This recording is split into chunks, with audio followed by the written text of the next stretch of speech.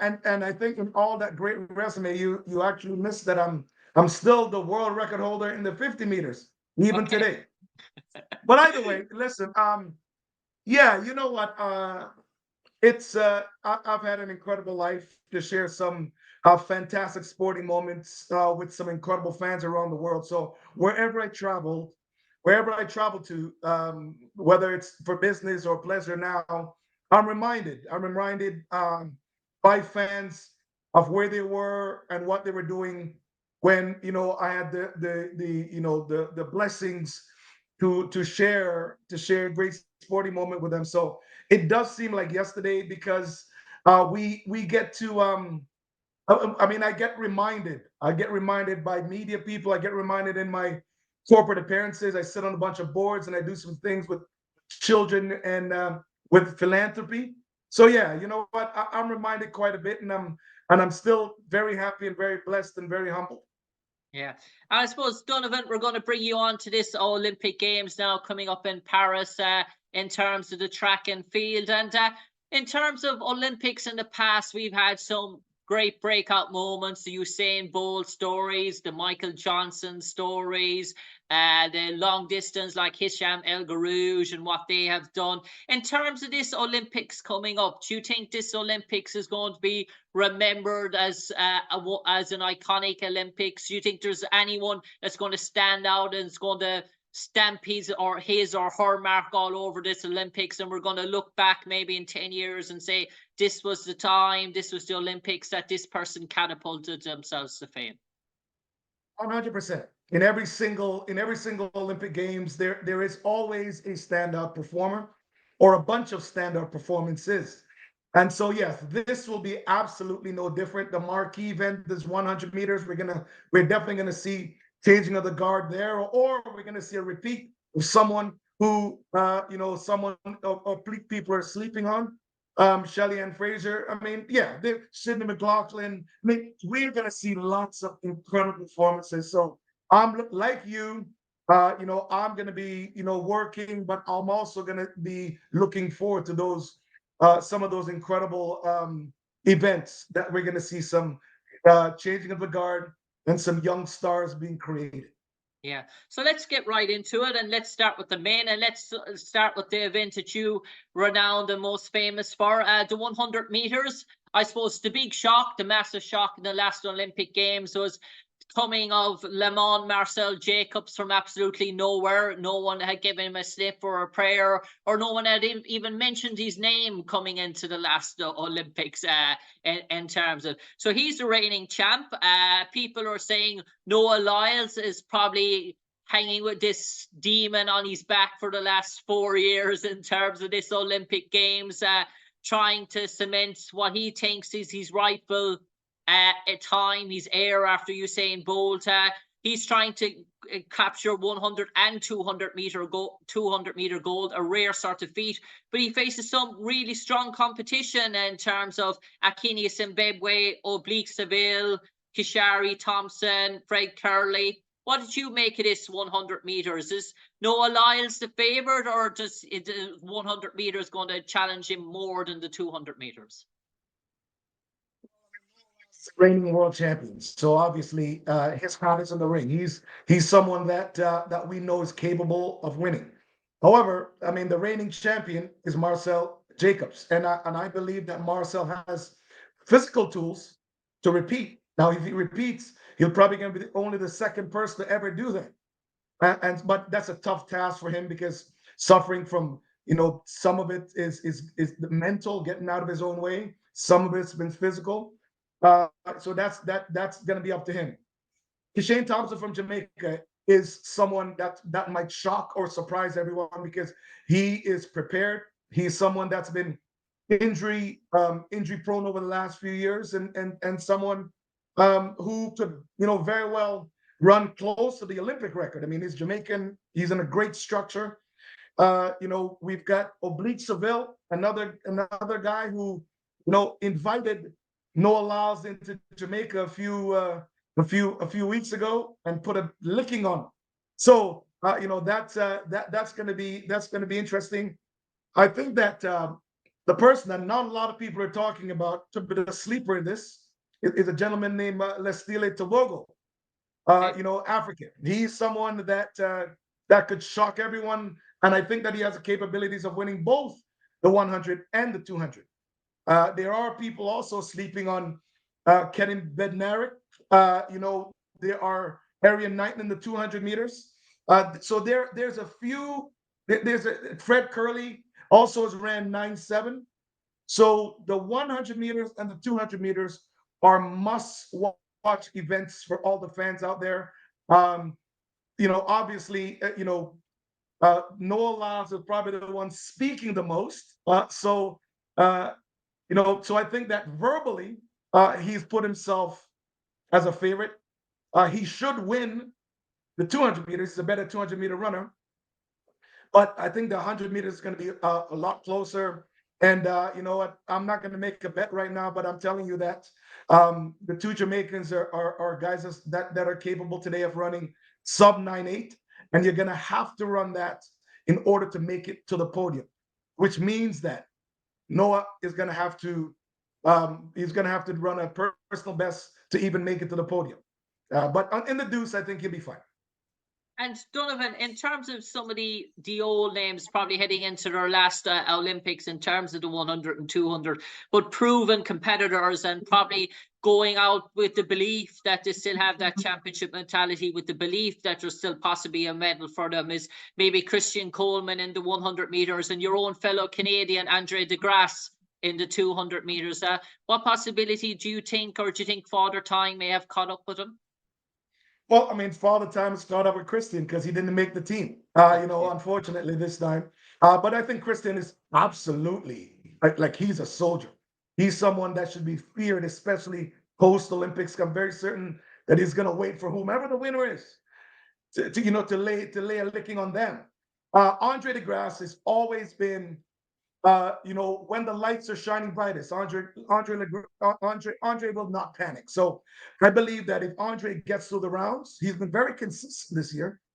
So if he gets through the rounds and make it to the finals, and he's in the middle of the track, he's going to be extremely dangerous in the 100.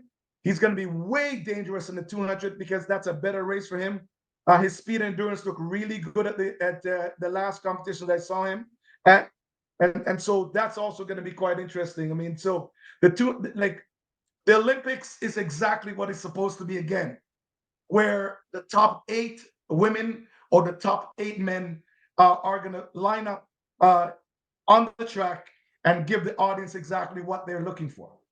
Yeah. And Donovan, I'll bring you on now to the 400 meters men, because I know time is the essence. We have an awful lot of these events to get through. Matthew Hudson-Smith, what a remarkable story. Last year, he was at the bets of despair, wondering would he ever run again? Was his career over? A year later, he's heading at the peak of his powers, there it seems, and heading into the 400 men's as favourite, an absolute fairy tale story if he manages to pull it off. But again, we have Quincy Hall, Stephen Gardner, veterans like Karani James, Michael Norman. But I suppose it would be one of the very fairy tale stories of the Olympics if Matthew Hudson-Smith was to pull it off in the 400 meters for men. Well, for the quarter, yes. I think that Matthew's in a definitely place as a favorite, and that's where he should be. The race really is going to be between him and Quincy.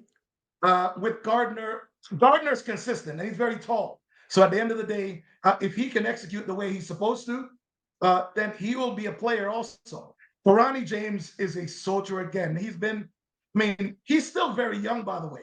You hear his name quite a bit, so you think that he's someone that is probably 30 or 35 years old, but he's still very, very young. He came on the scene when he's about 17 years old. So he again is going to play a specific role in this. I can't call it. So I'm saying to you that the goal is going to come between those 4. Yeah, and before we move on to the women, last event here in the men, the 400-meter hurdles. And if I think there's one safe bet, I saw him in race in the European Championships in Rome, and by God did he blitz the field in terms of that. And this guy is going for legacy, immortalize in terms of the hurdles. Karsten Warholm. he has set the standard so high, and he's looking for a legacy is his goal going into this Olympics. Raj Benjamin, Alison DeSantis, it's going to be so massive feat if they're going to topple Karsten Warholm in this. If the odds in the bookies everywhere you look at, Karsten Warholm seems an absolute cert in people's eyes for this. Is this something you share, or do you think a shock could be on the cards? Well, you know what? I mean, you just named the three guys that's going to be on the podium anyways. We know that no matter what, those are three guys that's going to pass the line first. But I think Rai Benjamin has, you know, Carson is obviously has been in a league by himself. But I think that somehow Rai Benjamin this year is having good influence. You know, and Allison also, it doesn't phase him, you know. So this is going to be very interesting. I want to see the first 200 meters really with Carson and kind of see how if Rye's sitting on his shoulders. But it's going to be very interesting, man. I don't know. I can't call it. Those are the three guys, though, that we know are going to be there.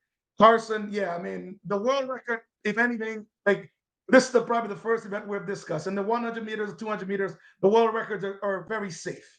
The 400-meter flat, the world record, very safe. Here, not so much. I think the world record is going to go for the winner. Okay.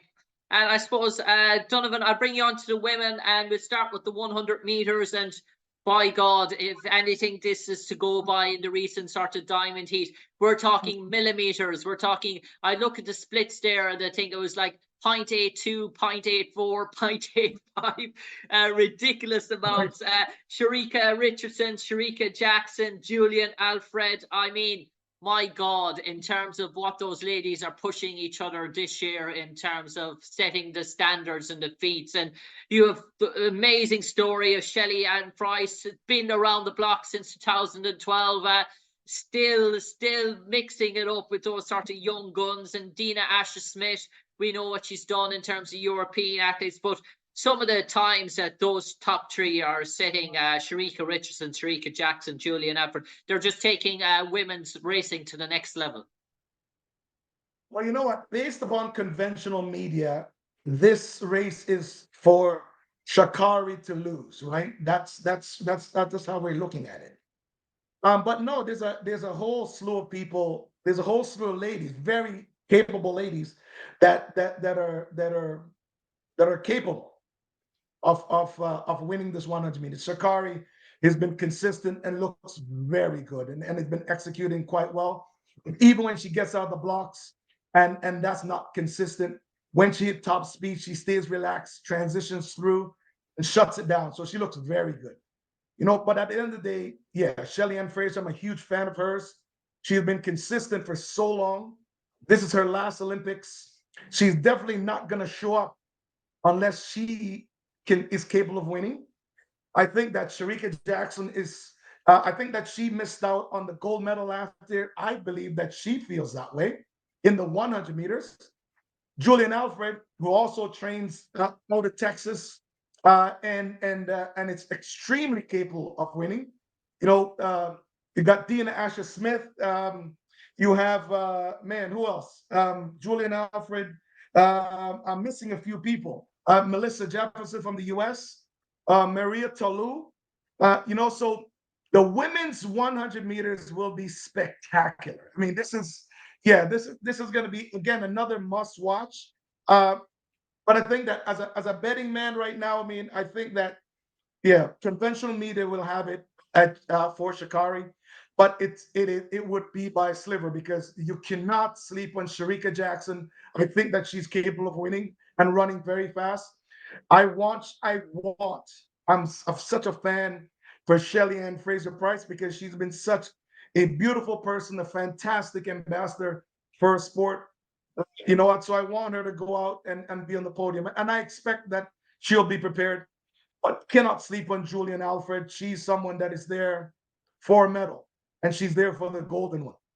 Yeah, and I suppose I'll bring you on to the women's 200 meters now. And Gabrielle Thomas, obviously, is probably all her beans are, dare I say, in this basket. She's sort of focusing very much on the 200 meters. And again, Shericka, Julian Alfred, Dina Asher-Smith, we're talking the same names as well. But Gabrielle Thomas having the sole sort of focus in that, is that a benefit or an advantage to an athlete? You know what? If you're running consistent, then media is going to come with it, and that's what she's done. I mean, she looked exceptional at U.S. trials. She looked very good, like exceptional again in London. So you cannot doubt that she is ready.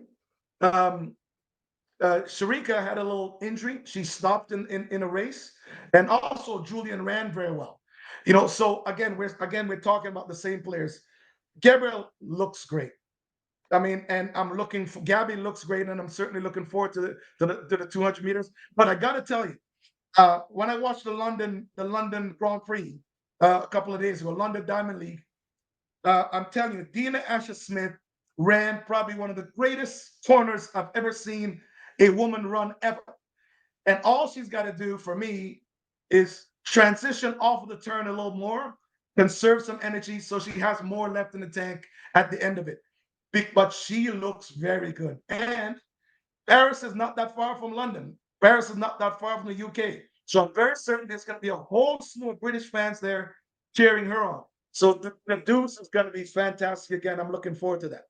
Yeah, and we talk about British fans. I'm going to leave the Irish fans to last. I'm going to skip over the women's 400. We're going to leave that for last. We're going to come to the hurdles now, the women's 400-meter hurdles. Right. And Sydney McLaughlin, I suppose we talk about Karsten Warholm going for legacy. It's the exact same for Sydney McLaughlin in terms of this. It's legacy for her. But Finn Bole, Russell Clayton, Rochelle Clayton, they're probably some of the people who maybe on an off day maybe could catch Sydney, but Sydney starts probably as warm favourite here. If we're going to make a bet, if we're going to make a bet today about where the goal is going to go in the women's 400-meter hurdles, it's going to go to the U.S. It's Sydney right now is in a league by herself. Femke is very good. She just ran 50.9 in Switzerland the other day, so you know obviously she's in great shape.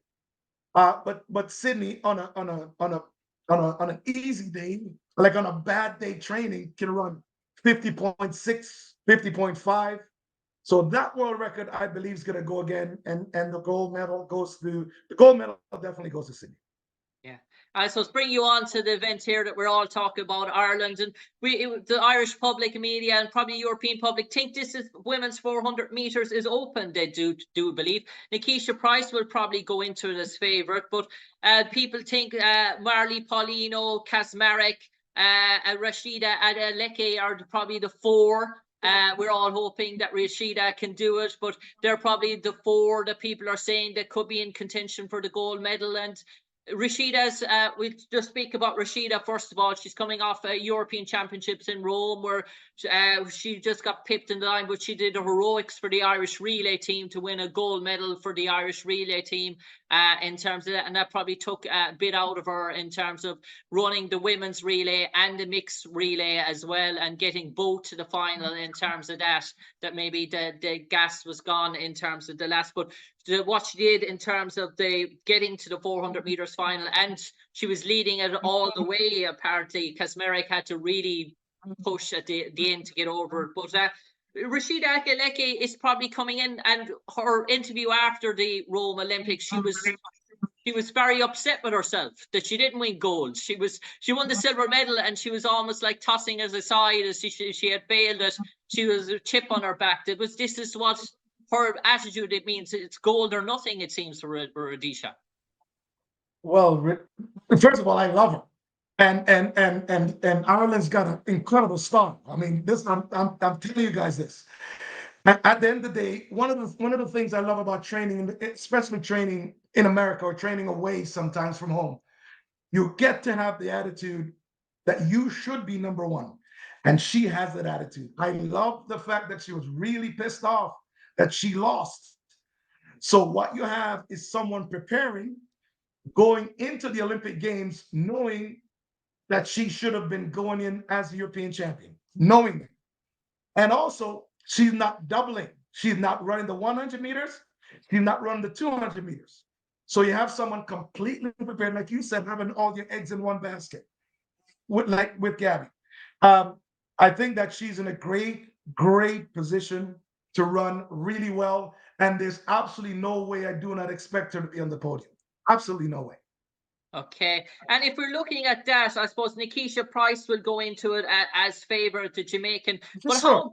how big will the home factor audience? Because the Irish people, we're all saying that bar disaster, Rhasidat is going to get to the final, and the Irish people are going to make that Paris that a fortress, like a home venue, that the Irish fans is going to be like a second person on her shoulder pushing her forward. That she probably wouldn't have got that in America running, but there's going to be a massive Irish contingent given that Ireland and Paris are so close to each other. Is that going to help you in going into an Olympic final, if you're an Olympic final, to have that sort of hear all that crowd roaring you on? That just you probably have that maybe Price and Kazmarek and Paulino won't have? Well, you know what? Listen, it's gonna be it's the finals, it's the Olympic Games, and I think that that's the only motivation that these incredibly fast women need. But yes, it's so important to have that electric, atmosphere from people who you're familiar with, and absolutely, I know for a fact that all the Irish fans, not only just in the stands, but she's gonna feel the vibration, man. And I think that's gonna take her to a place that no other person has been in your history. So I mean, I'm looking forward to that. Yeah, and finally, just to touch on the relays before I let you go, Donovan. Obviously, in the European Championships, we know the Jamaicans are not there and the USA relay teams, but the Irish mixed team won the gold medal. The women's team got to the final as well and produced a really good performance in silver. But I suppose when the Jamaicans and the USA come into that sort of relay sort of thing, it probably chose the European transfer. Can you really take anything from the European Championships in terms of relay when there's not really the Americans or the Jamaicans in it? No, listen, experience is experience. And ultimately what you have is you have the women and the women and men that are competing in the European Championships, as that's the greatest in your region. So ultimately, that's the only experience that you can have, especially going to a global championships. I believe that the experience from the European Championship will allow all teams to, one, execute properly, make it to the finals, and when you go to the finals, you stretch things out. Stretch in the in the 4x100 meter relays, stretching out for the baton. In the mixed relay, I mean, you can get out and give it your all because that's why you're there. So ultimately for me, experience from any regional championships is always going to help you in global championships. Yeah. And Donovan Bailey, final question before I let you go. If you to name me across all track and field, in terms of if there's one particular name that probably stands out and at the top of your tongue in terms of you thinking about, in terms of, yeah, that's the guy, that's the lady for me, in terms of who will be that name for the Paris 2024 in the eyes of Donovan Bailey? Like many, I mean, obviously we talked about Sydney McLaughlin. She's going to do impressive things there. I believe that Kishane Thompson is going to run 9.6. Hey, wow, wow, fantastic. Donovan, let's hope you're right in terms of the 400 women, anyway, and if you're right about that, all eyes will be smiling. But for me, Jim Conlan, an absolute pleasure to talk to Olympic gold champion 1996 in Atlanta. As he said, still to this day a record holder in the 50 meters, but also on the world champion in 1995 in the 100 meters. Canadian Sports Hall of Fame 2004, first Canadian to break the 100, the 10-second barrier in the 100 meters. The legendary Olympic champion, Olympic icon, Donovan Bailey. For me, Jim Conlan, to you, Donovan, stay safe, take care, and God bless, sir. Take care. God bless.